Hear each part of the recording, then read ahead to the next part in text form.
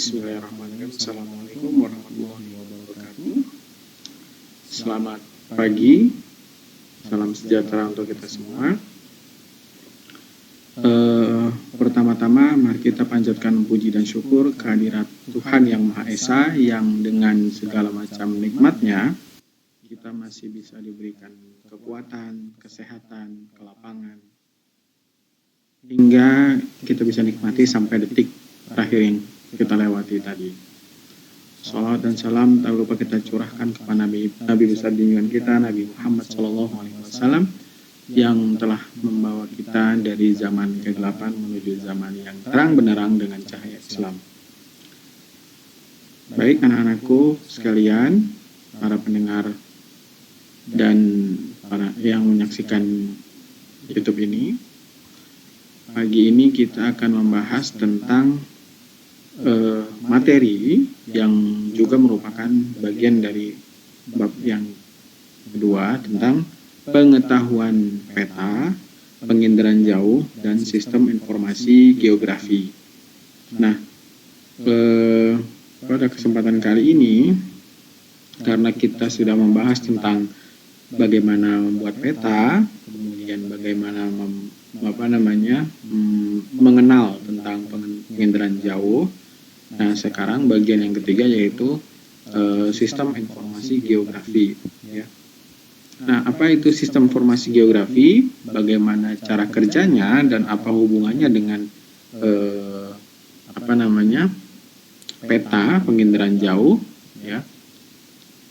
Baik, kita bahas satu persatu. Nah, sebagaimana kemarin kita sudah pernah bahas ya, bahwa untuk membuat peta kita bisa menggunakan beberapa cara. Yang pertama adalah cara dengan metode pengukuran langsung, ya, jadi pengukuran di lapangan. Diukur, kemudian dipetakan. Dia menggunakan skala.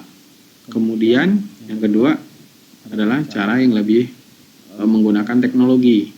Cara yang lebih modern, yaitu menggunakan wahana, baik itu pesawat, satelit, drone, bahkan sekarang sudah menggunakan drone ya, atau UAV. Nah, itu semua digunakan untuk menangkap objek yang berasal dari bumi, ya, permukaan buminya. Sehingga apa? Sehingga terbentuklah bumi yang digambarkan dalam bidang datar, yang kemudian disebut sebagai remote sensing atau penginderaan jauh. Nah, dengan remote sensing, penginderaan jauh, pembuatan peta yang bisa yang dulunya dilakukan mungkin berhari-hari pengukuran lapangan, kini dapat dilakukan dengan lebih cepat dan mudah. Bahkan untuk penggunaan analisis dan lain sebagainya jauh lebih akurat dan cepat. Lalu itu bagaimana kemudian dengan sistem informasi geografi? Apa itu sistem informasi geografi? Sistem informasi geografi adalah sistem informasi yang menggunakan komputer dan mengacu pada lokasi geografis, serta digunakan untuk membantu pengambilan keputusan. Dengan kata lain, bahwa peta yang diukur di lapangan, foto yang diambil dari udara mengenai permukaan bumi, dimasukkan semuanya ke dalam bentuk digital atau didigitalisasi, disimpan menggunakan komputer, dianalisis, dan dilakukan simulasi-simulasi dengan menggunakan komputer tadi. Itu namanya sistem informasi geografis. Gitu ya. Nah, komponen SIG apa saja? Yang pertama ada perangkat keras. Jelas ya, komputer itu perangkat keras. Scanner, ya, kemudian plotter misalnya, itu perangkat keras, hardware. Yang kedua ada perangkat lunak atau operating system, ya, atau perangkat yang bisa digunakan untuk membuat peta, ya, atau software. Yang ketiga adalah database. Yang keempat pelaksana atau sumber daya manusianya. Dan yang kelima adalah prosedurnya. Bagaimana hardware? Hardware ini adalah, ya contohnya adalah yang paling utama yaitu CPU, ya. Kemudian ada unit masukan, misalnya apa? Digitizer, scanner, CD-ROM. Unit keluarannya berupa printer, plotter, ya, dari CPU. Unit penyimpanan bisa berupa disk drive, ya, tape drive, ya, sekarang macam-macam. Kemudian, nah, SIG atau Sistem Informasi Geografi atau Geographical Information System bisa digunakan untuk apa saja. Yang pertama, menunjukkan gejala-gejala litosfer. Lihat bagaimana gejala litosfer ini hasil dari sistem informasi geografi, ya, walaupun petanya tidak berwarna, ya, tapi ini bisa menunjukkan gejala-gejala litosfer di permukaan bumi. Lihat, ya, ada daerah yang menunjukkan peta persebaran tanah di Indonesia. Kemudian ini peta gejala-gejala hidrosfer, ya. Ini peta daerah dangkalan Sunda dan dangkalan Sahul, ya. Kemudian ini gejala atmosfer, ya, curah hujan di Indonesia, gejala atmosfer. Kemudian ini gejala biosfer, persebaran sumber daya alam hayati di Indonesia. Kemudian ada gejala sosial budaya, bahkan sosial budaya juga bisa dipetakan, ya, menggunakan sistem informasi geografi. Ya, di sini ada peta persebaran objek wisata di Kabupaten Banyumas. Bagaimana proses sistem informasi geografis? Ya, dari real world atau dunia nyata, data kemudian dikumpulkan, baik itu menggunakan peta manual, ya, pengukuran lapangan, atau bisa juga menggunakan sistem penginderaan jauh, ya, penginderaan jauh, menggunakan sistem satelit atau sebagainya. Kemudian itu menjadi sumber data. Sumber data kemudian dimasukkan ke dalam komputer. Artinya apa? Didigitalisasi. Data-data yang dia dapatkan dari lapangan, data-data dari penginderaan jauh, itu dimasukkan ke dalam komputer atau didigitalisasi. Kemudian data itu dikelola, ya, di retrieval data. Kemudian dianalisis. Setelah dianalisis, disajikan informasinya untuk siapa? Untuk user atau pengguna, yang nantinya akan menghasilkan aksi, ya, atau tindakan nyata untuk perubahan atau perbaikan atau pemantauan atau pembangunan dan segala macamnya, yang memang merupakan tujuan utama dari SIG, yaitu apa? Sebagai proses pengambil keputusan. Nah, apa fungsi komponen utama? Tadi ini sudah, ya, mengulang sedikit. Ada input data, kemudian menjadikan basis data, kemudian output dan penyajian, dan ada query dan analisis data. Siapa yang bisa menggunakan? Semua orang bisa menggunakan, ya, tapi terutama orang-orang yang memang komputernya, ya, pengetahuan komputernya mungkin lebih banyak, gitu ya. Misalnya siapa? Operator, teknisi komputer, programmer, analisis, dan manajer. Ini mereka yang memang dilatih untuk mengelola, menganalisis, ya, tentang sistem informasi geografis. Jenis data-data SIG itu ada beberapa, ya, misalnya ini peta manual, atau bisa juga citra. Nah, bisa juga data-data tabel, ya, tabel koordinat misalnya. Nah, ini yang disebut sebagai data spasial, ya, spasial atau data keruangan. Nah, data keruangan ini berhubungan dengan data tabular, ya, atau data atribut, ya. Setiap titik di muka bumi itu mempunyai data atribut yang banyak. Bisa juga yang misalnya satu tabel, satu data, atau bisa juga lebih banyak, ya. Maka kemudian dibedakan, ya, data spasial, data yang mempunyai geometri dan berada pada suatu lokasi. Data tabular adalah data atribut yang menjelaskan penampakan suatu objek spasial. Data spasial disajikan dalam dua struktur data, yaitu data vektor dan data raster.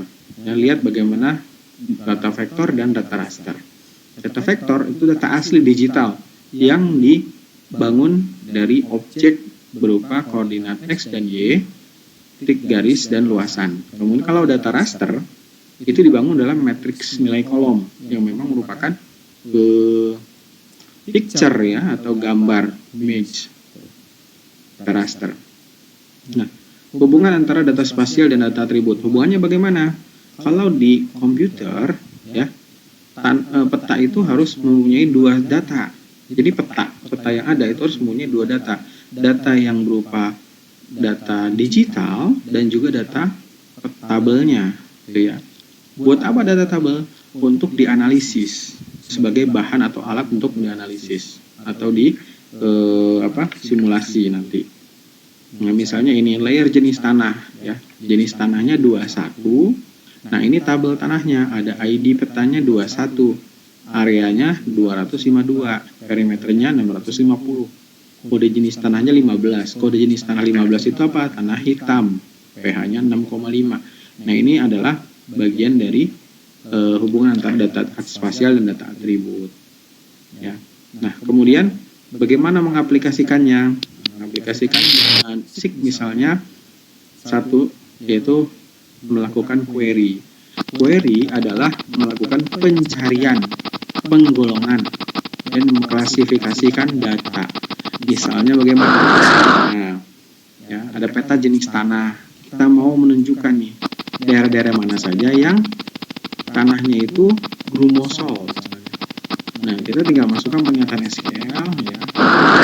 Muncullah grumosol yang warna pink. Nah, ini ternyata nih daerah grumosol nih. Gitu. Ya. Kemudian ada fasilitas lain yaitu mengukur jarak. Jadi SIG itu bisa mengukur jarak ya. Nah, jarak misalnya dari lokasi industri ke pembuangan limbah itu bisa diukur ya. Ternyata berapa? 17 km. Kemudian analisis menggunakan buffer buffer atau buffering. Misalnya gimana? Menentukan lokasi 100 meter sebagai daerah sempadan sungai. Sesuai aturan ya, bahwa daerah sempadan sungai itu harus 100 meter ke kiri dan 100 meter ke kanan. Tidak boleh ada bahan bangunan, bukan bahan bangunan. Tidak boleh ada bangunan ya, di antara sungai, sempadan sungai. Nah, kalau kita mau buat, nah ini berarti ada daerah yang terkena daerah sempadan sungai. Ini harus digusur gitu ya. Ini dianalisis dari menggunakan sistem informasi geografi. Nah, kemudian ada overlay ya. Analisis overlay ini adalah analisis yang menumpang tindihkan peta lain ya. Jadi peta-peta dasar yang digunakan untuk membuat analisis peta baru sesuai kegunaan. Misalnya gini, input 1, input 2. Outputnya jadi begitu. Kalau di input 1 tidak ada garis kuning-kuningnya. Ya. Nah, ketika ditampalkan muncullah peta ketiga yaitu berupa output sudah berwarna yang seperti input 1 dan sudah bergaris kuning ya seperti input 2. Itu namanya overlay. Ya. Nah, contoh misalnya kita punya data jalan, data hidrologi, data garis pantai, data batas administrasi, data geologi, data peta ya, peta land use atau penggunaan lahan, peta penduduk, dan peta tema lainnya. Nah, analisis spasial untuk apa? Untuk bencana alam. Ya, digunakan apa? Nanti munculnya apa? Informasi bencana alam. Misalnya apa bencana alamnya? Misalnya banjir. Makanya digunakan apa? Peta hidrologi, ya, peta batas administrasi, peta penggunaan penduduk, penggunaan lahan, dan juga peta penduduk. Dan ditambah misalnya peta ketinggian tempat, ya, supaya mengukur bahwa daerah yang banjir biasanya kan daerah yang rendah ya ketinggiannya. Nah, seperti itu. Nanti muncullah informasi bencana banjir. Aplikasi untuk lingkungan hidup, misalnya kita mau bikin apa? Bikin perlindungan garis pantai, misalnya untuk membuat suaka marga satwa yang melindungi vegetasi mangrove. Berarti apa saja yang digunakan? Ya, peta garis pantai, peta hidrologi, peta jalan, ya, peta batas administrasi, peta land use, dan juga peta penduduk. Nah, itu yang digunakan untuk membuat peta untuk pemilihan lokasi pembuatan cagar alam misalnya ya. Nah, itu contohnya. Nah, kemudian mengapa harus SIG ya? Kenapa harus SIG? Karena sebagian besar data informasi mempunyai kaitan dengan lokasi geografis. SIG mampu memadukan antara data spasial dan non-spasial. SIG juga dapat memvisualisasi bentuk, ukuran, pola, dampak, dan lain-lain. SIG juga mampu melakukan analisis, melakukan sharing information. Yang manfaatnya apa? Data spasial bergeoreferensi. Ya, proses analisisnya dapat dilakukan dengan cepat dan akurat. Kemudian sebagai DSS atau Decision Support System, data tekstual, atribut, dan data grafis bisa terintegrasi. Ya, pertanyaan yang bisa dijawab oleh SIG. Misalnya gimana? Apa? Ya, di petanya ada lahan kosong yang belum dimanfaatkan. Di mana? Pada koordinat X dan Y. Ya. Apa yang berubah? Ini peta tahun 1990. Apa yang berubah? Ternyata peta tahun 2000 telah berubah menjadi semak belukar. Ya, data apa yang berhubungan? Apakah itu dekat dengan sungai, dan merupakan daerah resapan air yang merupakan bagian dari sistem das, misalnya. Ya. Bagaimana jika dibangun perumahan? Sangat berisiko karena dapat menimbulkan banjir. Kenapa? Karena dia ternyata adanya di daerah das, dilewati oleh sungai. Nah, itu seperti itu ya. Nah, tadi disebutkan bahwa manfaatnya adalah data spasial, data geografis, ya,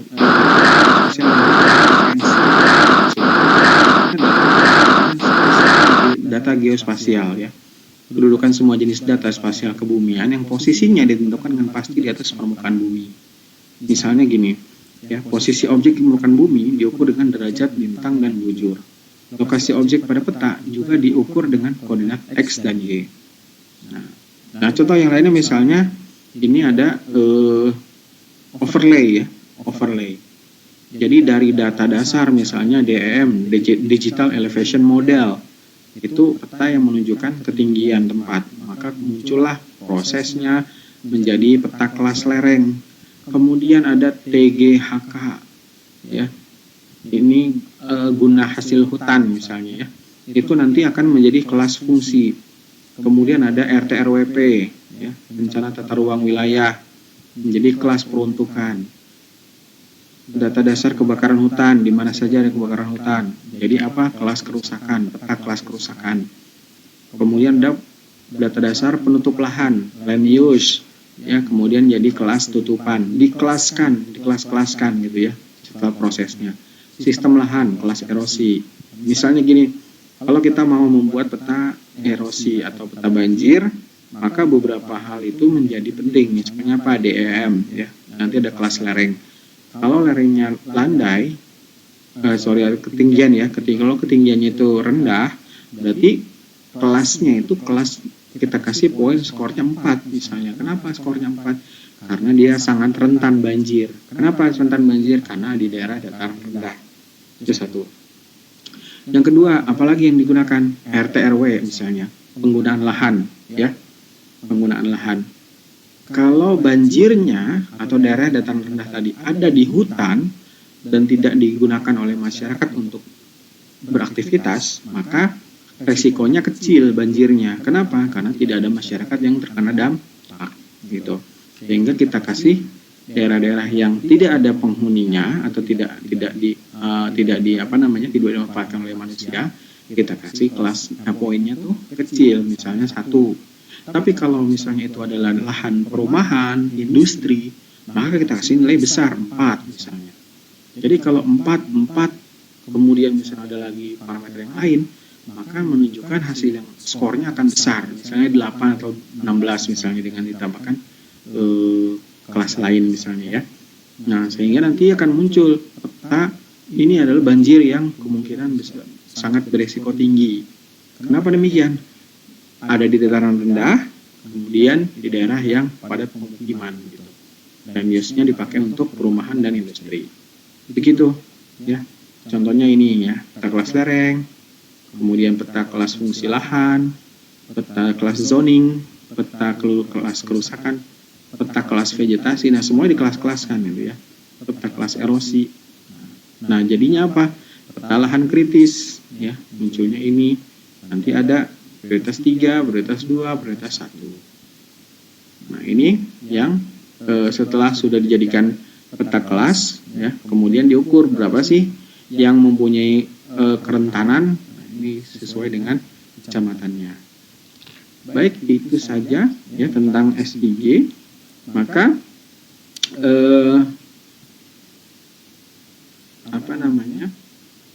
untuk penugasan dan sebagainya itu nanti bisa dilihat di grup WhatsApp gitu ya. Dari saya terima kasih, jangan bosan dan tetap semangat belajar walaupun di masa pandemi ya. Kita berdoa supaya Indonesia, kita semua masyarakat Indonesia juga keluar dari pandemi ini dengan sehat, dengan selamat ya. Bahkan semoga selesainya lebih cepat gitu, sehingga kita bisa bertemu lagi di sekolah yang kita cintai, SMA Negeri 8. Terima kasih, selamat pagi, assalamualaikum warahmatullahi wabarakatuh.